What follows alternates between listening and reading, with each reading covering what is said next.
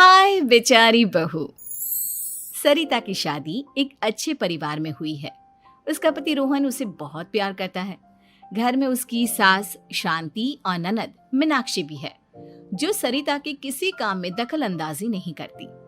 लेकिन फिर भी सरिता को ऐसा लगता है कि दुनिया की सबसे ज्यादा बेचारी बहू वही है और सबसे ज्यादा अत्याचार उसी पर हो रहा है। माँ जी, ये लीजिए आपकी चाय। अरे बहू, तूने इतनी ज्यादा चीनी क्यों डाल दी चाय में? हाय हाय माँ जी, मैंने तो उतनी ही मीठी बनाई है जितनी मीठी आपको पसंद है। माँ जी, आपको तो मेरे हाथ की चाय अच्छी ही नहीं लगती। जब देखो कुछ न कुछ कमी निकाल ही देती हो। अरे बहू, तू एक बात के पीछे ही पड़ जाती है। मैंने ऐसा कब कहा कि तू रोज चाय खराब बनाती है? सरिता अपने कमरे में चली जाती है और फोन उठाकर अपनी माँ से बात करती है। हेलो माँ, कैसी हो आप? क्या कर रही हो? मैं तो ठीक हूँ, पर तू बता, तेरा मूड कैसा है? तेरी आवाज से लग रहा है कि कुछ तो हुआ है तेरे ससुराल में। अरे क्या बताऊँ माँ, यहाँ तो हर समय मेरे साथ बहुत बुरा व्यवहार होता है। मैंने अपनी सास के लिए इतनी अच्छी चाय बनाई, लेकिन मेरी सास चाय पीते ही मुझे 4 बातें सुना दी। बेटी, तू इतनी छोटी छोटी बातों पर ध्यान ही क्यों देती हो? तुम्हारी सास ने कुछ बोल भी दिया तो क्या हो गया, वो बड़ी है ना तुझसे। माँ ने इतना समझाया, लेकिन इस बात का सरिता पर कोई असर नहीं हुआ। अपनी बेचारी बहू की छवि वो बदलना ही नहीं चाहती।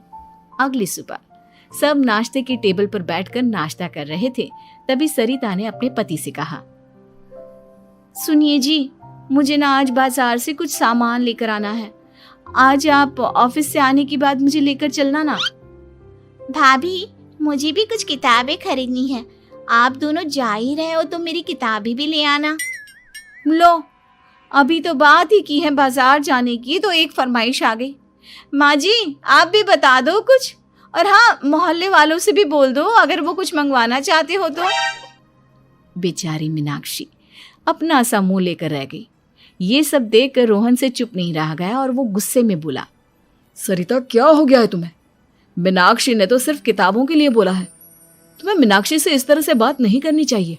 माफी मांगो उससे अभी। क्या? मैं माफी मांगू? दिन भर आपके घर के काम करूं मैं, आपकी और आपके घर वालों की बातें सुनूं मैं, और अब माफी भी मैं मांगू? ऐसा कभी नहीं हो सकता। ये बोलकर सरिता वहां से चली जाती है। एक दिन उनकी पड़ोसन घर आती है। अरे सरिता, क्या कर रही है? और क्या करूंगी भाभी जी, बस घर का काम ही कर रही हूँ। आप बताओ कैसे आना हुआ? अरे मैं तो तुम्हारा हालचाल पूछने आई थी, लेकिन तुम तो बिजी लग रही हो। कोई बात नहीं, मैं बाद में आ जाऊंगी। और क्या करूं भाभी जी, जब से शादी होकर आई हूँ ना, बस काम ही कर रही हूँ। और इस घर में ना कोई मेरी कदर नहीं करता। पति है जो बस घर से ऑफिस, ऑफिस से घर। ननद को तो कॉलेज से फुर्सत नहीं। बची सास तो उनका सारा समय मेरी गलतियां निकालने में लग जाता है। अरे ये क्या कह रही हो सरिता? तुम्हारी सास तो पूरे मोहल्ले में तुम्हारी तारीफ करती फिरती है कि तुम बहुत अच्छी हो, पूरा घर तुम्ही ने संभाल रखा है। हाँ तो क्या हुआ, इसमें गलत क्या कहती है? सच्ची तो कहती है। मेरी मर्जी के बिना इस घर का पत्ता भी नहीं हिलता। शाम को जब रोहन घर आया तो उसने सबसे कहा, कल हम सबको मौसी जी के घर जाना है। उनकी बेटी की शादी है। सब अपनी अपनी पैकिंग कर लो, सुबह होते ही निकल जाएंगे। और सरिता, तुम कान खोलकर सुन लो, वहां जाकर किसी की बुराई भलाई शुरू मत कर देना, नहीं तो मुझसे बुरा कोई नहीं होगा। हाय हाय जी, आप तो ऐसे कह रहे हो जैसे मैं सुबह शाम सबकी बुराई करती फिरती हूँ। आज तक कोई कह नहीं सकता कि मैंने किसी की पीठ पीछे किसी के बारे में कोई बुरी बात बोली हो तो। अरे बस बहू, बात को और ज्यादा आगे मत बढ़ा। हमें सब पता है तो हमारे साथ क्या व्यवहार करती है। ये बात घर तक रखना, शादी में किसी को कुछ मत बोलना, नहीं तो सब कहेंगे कि शांति की बहू कितना बोलती है। हाँ हाँ, सब कुछ तो मैं ही बोलती हूँ ना। आप लोग तो हर समय फूलों की बारिश करते रहते हो मेरे ऊपर। सारी गलती मेरी है जो मैं इस घर में आई। सबका कितना ध्यान रखती हूँ, लेकिन फिर भी मेरी तो आप लोगों की नजर में कोई कदर ही नहीं है। अगली सुबह सब लोग मौसी जी के घर पर चले जाते हैं। वहां पर शादी का माहौल होता है, सब जगह चहल पहल होती है, बहुत सारे मेहमान आए हैं। सरिता को वहां बहुत अच्छा लग रहा है। वो अपने मन में सोचती है, यहाँ कितना अच्छा लग रहा है, कितनी रौनक है। मैं यहाँ किसी से ज्यादा बात नहीं करूंगी। अगर मेरे मुंह से कुछ ऐसा वैसा निकल गया तो रोहन जी तो मुझसे गुस्सा हो जाएंगी। सरिता ये सब सोच ही रही थी कि वहां रोहन की कजिन साक्षी आ गई और सरिता से बोली, आप सरिता भाभी हो ना? जितना आपके बारे में सुना था आप तो उससे भी ज्यादा सुंदर हो। हाँ वो तो है, मेरी सुंदरता की तारीफ सब करते हैं। मेरे मायके में तो सब यही बोलते हैं कि रोहन जी की किस्मत बहुत अच्छी है जिन्हें मैं मिली। लेकिन आप कौन है? मैंने आपको पहचाना नहीं। मैं रोहन भैया की कजिन हूँ। आपकी शादी पर नहीं आ पाई थी ना, इसलिए आप मुझसे मिली नहीं कभी। शांति मौसी और मीनाक्षी आपकी बहुत तारीफ करते हैं।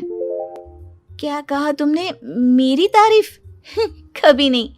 मेरे ससुराल वाले कभी मेरी तारीफ कर ही नहीं सकते। मैं इतनी अच्छी हूँ, मेहनती हूँ, लेकिन उन्हें तो मेरी कदर ही नहीं।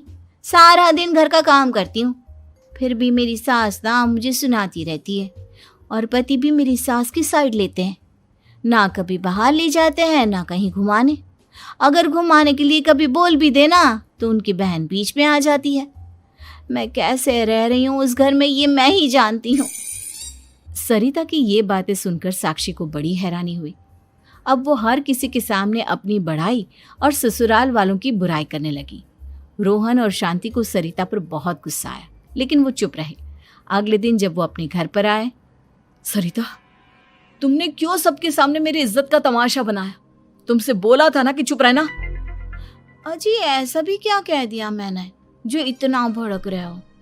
तुम जहां जाती हो अपना रोना शुरू कर देती हो, कभी किसी दूसरे की बात ही नहीं सुनती, बस अपनी कहती रहती हो।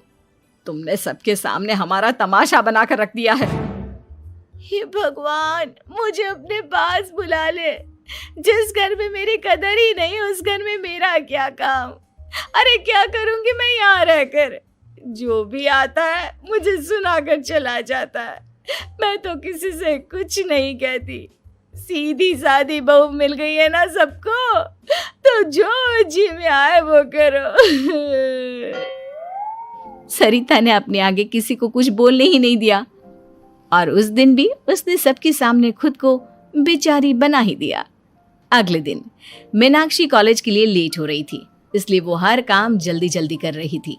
अपना नाश्ता लेने किचन में गई और पतीले में रखे गरम दूध को गिलास में डालने लगी। दूध का पतीला उसके हाथ से छूट गया और गरम गरम दूध उसके हाथ पर गिर गया। ओए माँ, हाय मेरा हाथ, माँ मेरा हाथ जल गया। मीनाक्षी की आवाज सुनकर सरिता दौड़ती हुई आई। ये क्या किया तुमने? तुम्हें नाश्ता चाहिए था तो मुझसे बोल देती, मैं क्या मना करती थी? अब पता नहीं कितने दिन की मुसीबत पाल ली तुमने। सरिता मीनाक्षी को उसके कमरे में ले गई और उसका बहुत ख्याल रखा। उसका इस तरह से ख्याल रखना शांति और रोहन को थोड़ा अजीब लगा। माँ, सरिता के दिमाग का भी कुछ पता नहीं। कल शादी में सबको इतना कुछ बोल कर आई है हमारे बारे में, और अब मीनाक्षी की कितनी अच्छी देखभाल कर रही है। ये ऐसा क्यों करती है? बेटा, तेरी बीवी की ना आदत हो गई है सबके सामने खुद को बेचारी दिखाने की, और आदत इतनी जल्दी नहीं बदलती। जब ये बोलना शुरू करती है तो रुकने का नाम ही नहीं लेती, इसलिए इसे पता ही नहीं चलता कि ये किसके सामने क्या बोली जा रही है। लेकिन दिल की बहुत अच्छी है। हमें भी अपना दिल बड़ा करके ये जैसी है इसे स्वीकार करना चाहिए।